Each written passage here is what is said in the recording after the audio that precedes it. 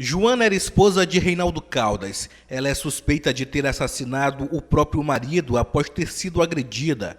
O caso aconteceu em maio deste ano, no residencial João Alberto. No mesmo mês, no bairro Cidade Operária, 2 jovens foram assassinados a tiros enquanto andavam em uma moto. Casos de violência que comprovam um dado divulgado pela Secretaria de Segurança Pública do Maranhão, que revela um aumento de quase 18% no número de mortes violentas em maio deste ano, em comparação com o mesmo período do ano passado. Foram 134 mortes violentas em maio de 2019.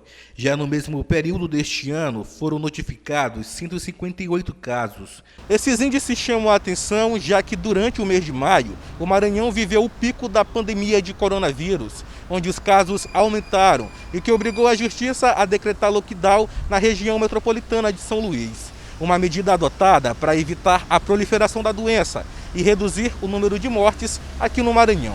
Segundo este pesquisador em aparato de policiamento e segurança pública, as mortes podem não estar relacionadas à pandemia, mas ao aumento da vigilância nas fronteiras que dificultaram a entrada de drogas e a disputa entre facções criminosas.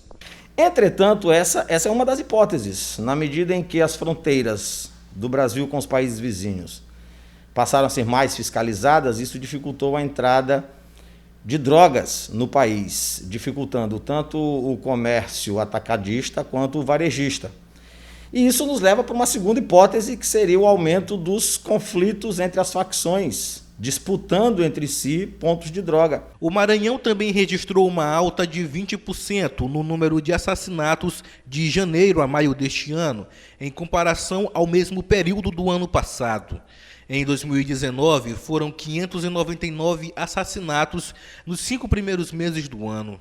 Já em 2020, neste mesmo período, o índice chegou a 719, um aumento de 120 mortes violentas. Números que podem ser reduzidos com a implantação de políticas públicas estratégicas. O Estado do Maranhão ele não possui uma base de dados de estatísticas criminais que seja confiável.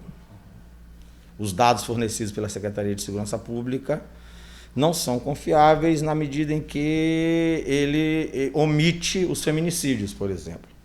Por que eu falo em base de dados? Porque a partir do momento que você tem uma base de dados criminais confiável, você pode utilizar esses dados como um ponto de partida para a elaboração de políticas públicas de segurança mais eficientes.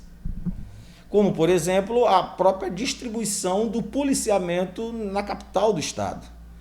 Então, a questão não é só pôr a polícia da rua né, para que a população veja a polícia e a partir do momento em que ela vê a polícia, ela se sinta segura. Não, tem que haver um planejamento estratégico, a meu ver, diretamente relacionado a uma base de dados criminais confiável. Esse, para mim, esse é um ponto fundamental.